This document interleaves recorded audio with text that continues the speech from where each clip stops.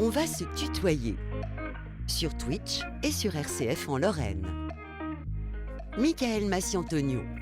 Dernière partie d'On va se tutoyer sur Twitch et sur RCF avec Nadège Kiffer, Apolline Bonagonin et Jeanne Leher, notre invitée du soir, à retrouver dans un nouvel entretien dédié à son parcours de triathlète avec une nouvelle série de questions qui débute tout de suite avec Apolline. Et oui, donc on a vu que tu as commencé le triathlon à 6 ans, mais qu'est-ce qui t'a attiré dans ce sport? En fait, j'ai entre guillemets simplement suivi les traces de mon père qui est un grand sportif et du coup triathlète, parce que c'est un sport assez jeune, donc il a commencé un peu quand ça a émergé. Et du coup, vu qu'aucun de ses autres enfants ne s'y est vraiment mis, vu que je suis la dernière, j'ai pas eu le choix.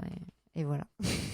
Et d'après toi, parce que tu as commencé à 6 ans, c'est quand même assez jeune, mais d'après toi, quel serait le bon âge pour débuter? Oh, je pense qu'il n'y a pas de... Bah après, plus tu commences tard, plus c'est compliqué, surtout pour la natation. Mais après, ça dépend aussi quel niveau de performance tu veux atteindre. Si c'est pour le plaisir ou la santé, surtout, enfin aussi, il y a vraiment... tu peux commencer à 70 ans, quoi. Mais après, c'est sûr que oui, si à 6 ans tu commences à fond, ça, je pense que c'est nocif. Si tu...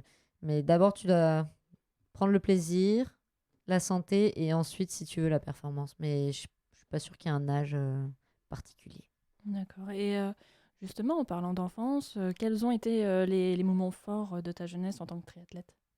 J'ai cru que tu allais dire en tant que tout court, ça aurait été trop dur de répondre. Moi, même, enfin, si jeune, c'est vrai qu'il y en a eu pas mal. Bah, je pense. Alors, peut-être un moment fort, c'est mon premier triathlon qui finalement s'est soldé par une dernière place. Mais pour ma décharge, enfin, à ma décharge, il y a des gens qui ont fait que un tour à vélo au lieu de deux. Donc, peut-être j'aurais fini dernière quand même, mais là, ça m'a pas aidé en tout cas. Et sinon, évidemment, alors, j'avoue que maintenant, je sais plus l'année, j'étais en minime 1, donc c'est quand tu es en quatrième. Donc, je sais plus si c'était 2010 ou 11. Ah non, l'année d'après, j'étais en minime 2, j'ai gagné mes premiers championnats de France, minime. Donc ça m'a... En fait, ça m'a fait aller en sport-études, parce que suite à ça, je me suis dit, ah oui, il y a un petit truc à faire. Et je suis allée en sport-études, et après, ben, un autre choix important, ça a été après le sport-études de me focaliser un peu sur le tri, quitte à pas faire les études peut-être que j'aurais voulu dans une vie parallèle sans sport, ou du moins avec moins de sport. Et du coup, ça a été un choix important. Et je pense que pour rester sur bon, jeunesse, mais plus jeune, ma dernière année dans les catégories jeunes, c'est là où je fais vice-championne d'Europe junior et que je gagne le relais mixte élite aux Europes et au monde. Et ça, c'était des souvenirs assez... Moi, je ne l'ai pas refait depuis, quoi. Alors du coup, tu as dû quand même concilier à un moment de ta carrière le sport et les études. Comment est-ce que tu t'y es pris?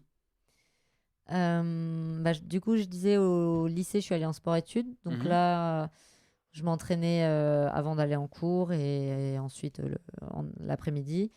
Et après, ce qui est plus difficile, parce que jusqu'à là, en fait, tout est un peu fait pour que ça marche. Mhm. Mais ce qui est compliqué, c'est quand tu sors du lycée et qu'il faut se débrouiller soi-même. Alors parfois, les universités ont des modules, on va dire, pour les sportifs de haut niveau.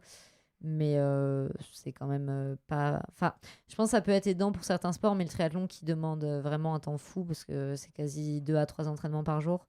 Donc, bah, quand j'étais en infocom, par exemple, j'allais nager le matin à 6h30, Mhm. j'allais en cours. Entre midi, j'allais rouler, je retournais en cours et après, j'allais courir.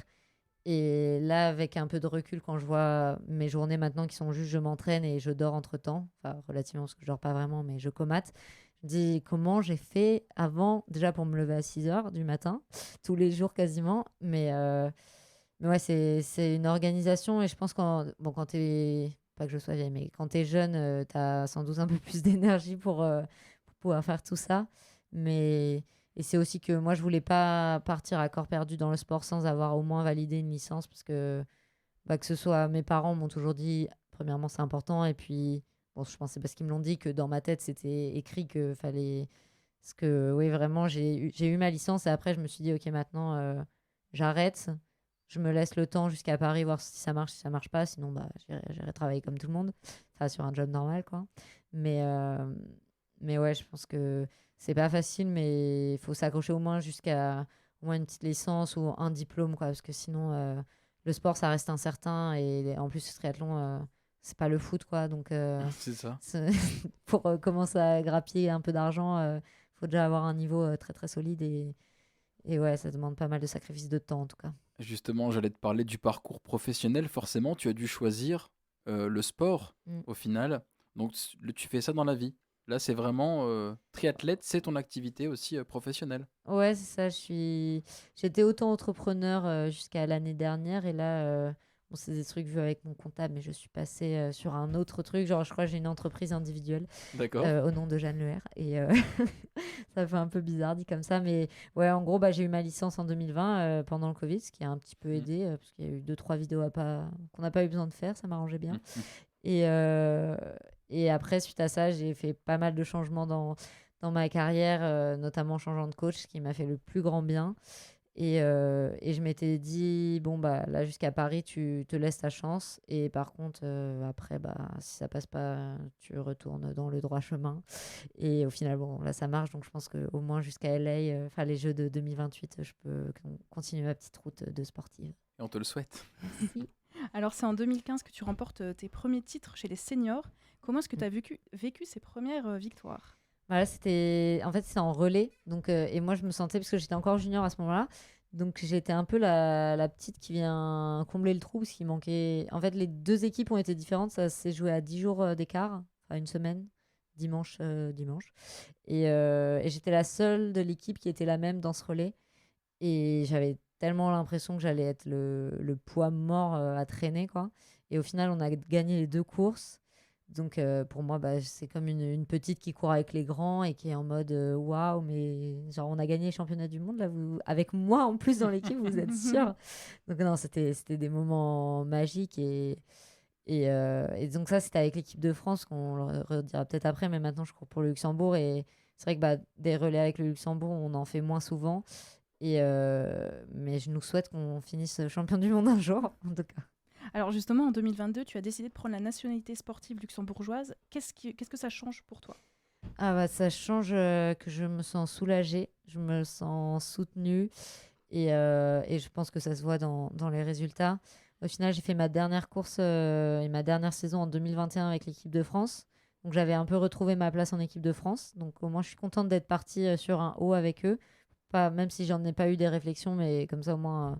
les gens ne peuvent pas dire t'es parti parce que t'étais nul en France. Donc c'est quand même appréciable de se préserver un peu de ça. Et ouais, en fait, bah, la France n'était pas méchante avec moi, hein, loin de là. J'ai toujours des très bons rapports avec eux. Mais c'est vrai que je savais qu'au Luxembourg, je pouvais être plus maître de mon projet. Parce qu'en France, ça dépendait un petit peu des autres. J'étais pas forcément dans les petits papiers. J'étais entre la 3 et 4e place de l'équipe de France. Donc, si t'es pas première ou deuxième, c'est un peu plus compliqué pour choisir sa route, on va dire.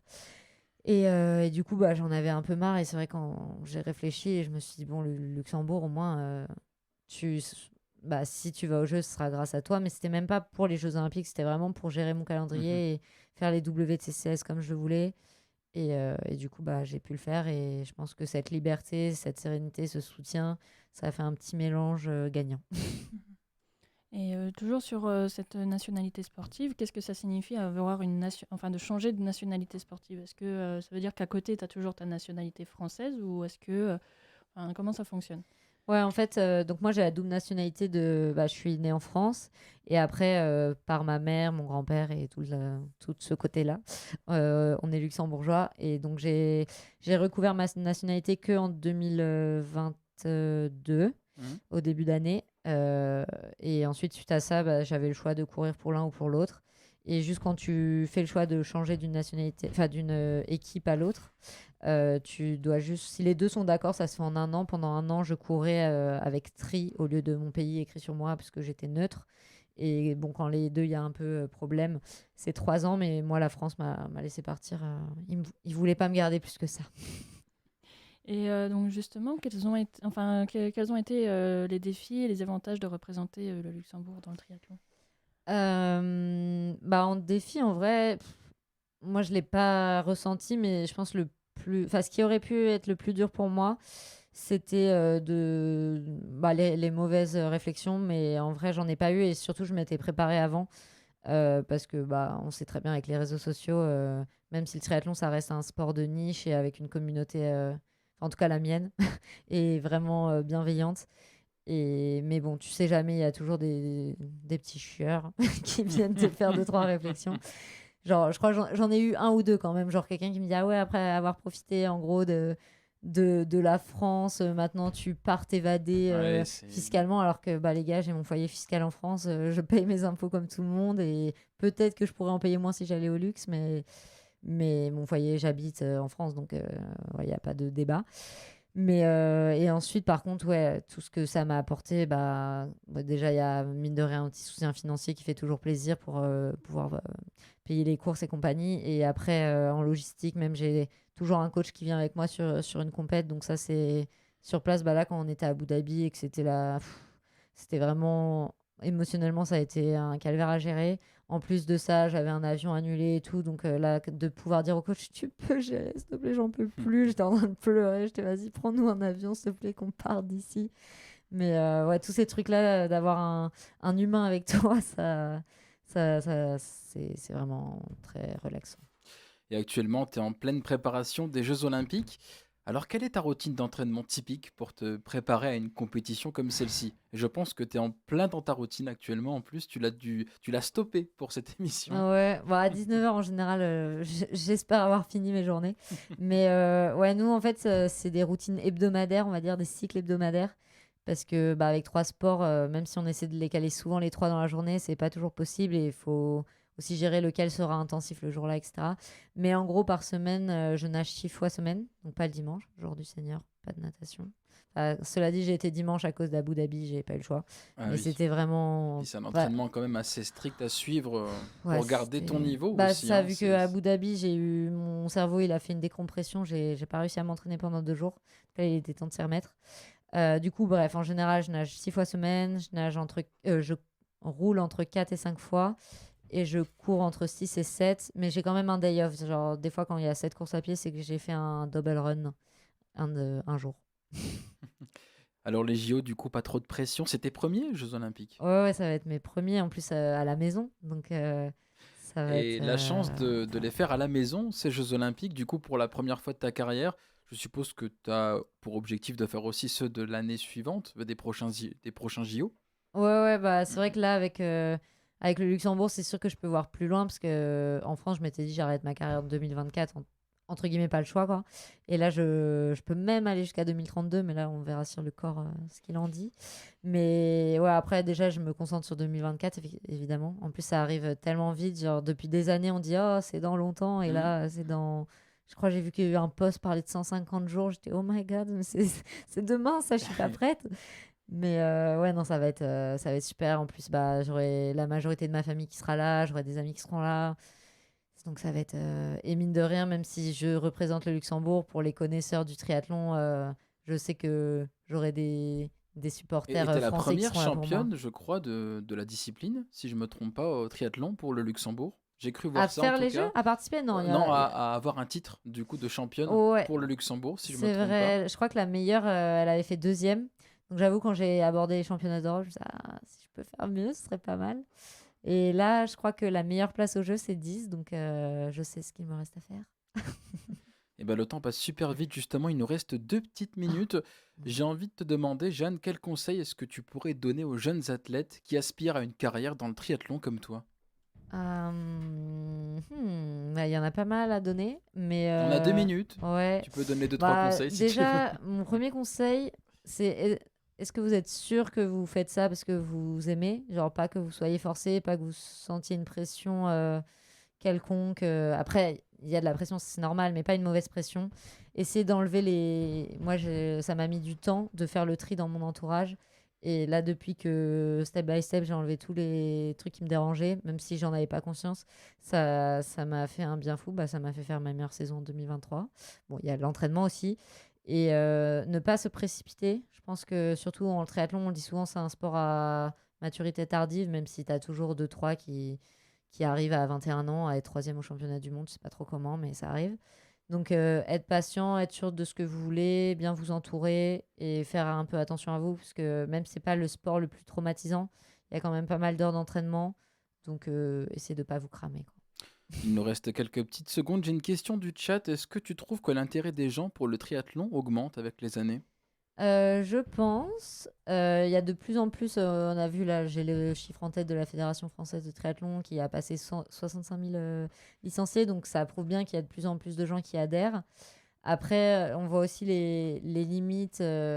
Nous, nos courses qui sont pas forcément hyper diffusées et que les non-initiés sont pas forcément fans. C'est aussi pour ça qu'il y a un circuit alternatif qui s'est créé, ça s'appelait la Super League et qui est maintenant la Super Try. Un circuit auquel je participe depuis 2 ans et ça pour le coup c'est hyper dynamique, c'est des mini-épreuves. Bon, ils adorent le drama parce que bon, ils sont un peu anglo-saxons, donc moi ils m'ont vu pleurer une fois, ils partagent la vidéo toutes les 10 minutes, c'est un petit peu je fais, bon c'est bon, arrêtez de profiter de mon malheur, mais non, ça c'est un truc qui aide beaucoup le triathlon je pense, donc ouais, ça se démocratise, c'est cool. Eh bien, merci Jeanne pour ce beau témoignage et j'ai envie de dire bonne chance pour les JO. Merci Jeanne Leher, merci à Nadège Kiffer pour la chronique jeux vidéo et la technique vidéo ce soir, Nadège. Merci. Le couteau suisse pour ne pas changer. Merci à Apolline pour... Et même les questions d'ailleurs, Nadège. Eh oui, hein. Merci à Apolline pour la co-animation et le point réseau. Cette émission sera disponible en réécoute sur rcf.fr, la vidéo demain sur le YouTube de RCF Lorraine et on se retrouve la semaine prochaine pour parler d'Uni Solidaire, un projet de sensibilisation à la lutte contre le gaspillage alimentaire. Une initiative à retrouver mardi prochain à 19h12 et en attendant, eh bien portez-vous bien, prenez soin de vous, restez connectés et on s'occupe de tout sur RCF. Très belle soirée à tous.